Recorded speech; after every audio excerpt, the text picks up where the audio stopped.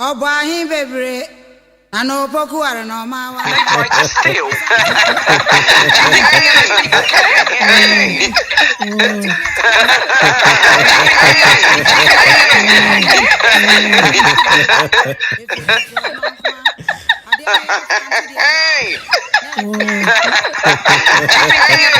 Hello and welcome to another day in paradise, and welcome to another edition of the Unapologetic Nairobi. In today's video, we all have reputations, don't we? I mean, we all like to be able to say that we are people of good, sincere, honest, hard-working, righteous people of this planet. Yet some people who know this and have this inside their hearts, and they are okay with it being inside their hearts, and they don't really mind what other people think about it.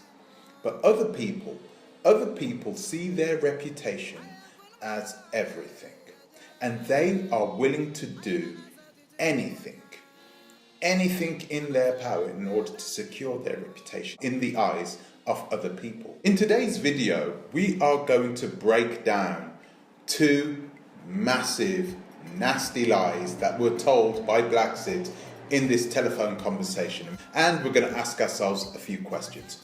Why would she say these things? What was she hoping to get out of it? Did she think she would get away with it? These lies were really diabolical, and I'm looking forward to breaking this down with you. But first, I'm going to ask you, like always, to please like, subscribe, share, click the bell notification, and please consider supporting the channel on our Patreon. And please follow the Oversight channel, the channel that is there to help you guys invest on the African continent in a manner that is more time efficient, more cost efficient, and a lot more safer. The link is also in the description. Now, this is rather interesting. Two lies that she came out with. These are just two out of a number of lies. This telephone conversation lasted 40 minutes. It was a 40-minute rant, okay? And there were a plethora of lies, but two lies really stood out for me. One of them for obvious reasons, because it was a lie about me, and the other one is a lie about one of her former patrons, a client that simply made a complaint. It says a lot about the type of person who Juliet is. But when you listen to other parts of the video, you're going to realize that, hey, this is exactly the type of thing that she would do. So we're going to go into the first one, okay? The first lie. This is the first one that comes up, and I want you to listen very carefully to it. Take a listen to this. I've never seen anything so preposterous in my life. And then the man who's actually like doing all these videos is married to a star, is involved in the industry and recruits children into. I don't understand what the hell is going on, and she's white. So why are all these black people running to a well? I don't understand it. Wow, okay. So that was a rather interesting statement to make, and I want to break this down to you. Okay, of course, when this person heard this lie being told to him, not even a lie, he didn't know, he doesn't know me, he doesn't know Blaxit actually that well, but he found it perplexing that she would tell him this. He's just a client after all. Why would you go on a rant to this client for? He's just a guy that just wants his land. When she told him this, he knew, of course, straight away that she was telling outlandish lies, and he was more stunned about the fact that she would say such a thing in the first place. But like I said before, he doesn't really know me. So not everybody knows me, right? And of course, this is a nasty thing to say about someone when you know that there are a whole load of people in the community that doesn't really know me as a person.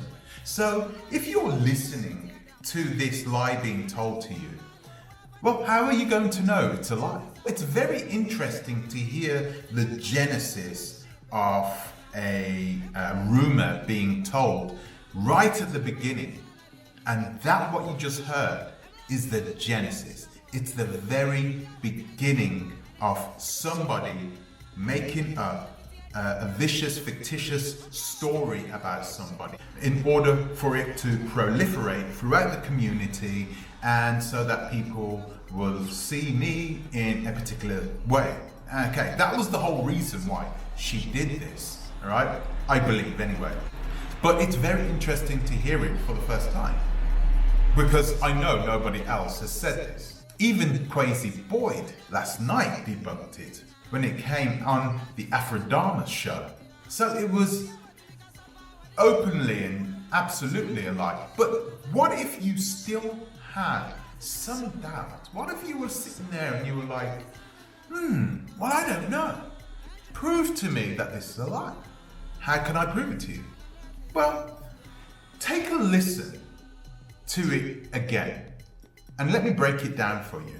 Take a listen again. I've never seen anything so preposterous in my life. And then the man who's actually like doing all these videos is married to a star, is involved in the industry and recruits children into. I don't understand what the hell is going on. And she's white. So why are all these black people running to a file? I don't understand it. Now, I don't know if you noticed it, but let's break it down. Oh, yeah, Mr. Brian. He's married to someone in the industry, yeah. And what he does is he recruits children. He recruits children into the industry, yeah. And, oh, yeah, he's a file. But his wife is white. Why would you emphasize that part? Oh, yeah. Children in the industry. He's a recruiter. His wife is white. And she's white. It's so ridiculous to hear the way that she says it. Even the guy that was listening to this knew straight away. There's the reason why he sent it to me, right? He knew straight away. He's like, this is ridiculous. This is what she's trying to start. So I find it very interesting. I find it very interesting, but I didn't get angry about it because it's to be expected from somebody as diabolical and as pathetic as Blaxit really is. When you listen to this phone call further, you will hear a number of other lies as well. Now the thing is, I didn't get angry about it. It's kind of expected from a person as diabolical and as pathetic as Blaxit is. When you listen to her on this phone call and you listen to the way she speaks about other people, you know that this person is desperate and she's perhaps in a place where she believes that she is going to have her name destroyed in front of people, namely people in the government. We're talking about the president and the other ministers who watch these YouTube videos, by the way, guys. They watch them, right?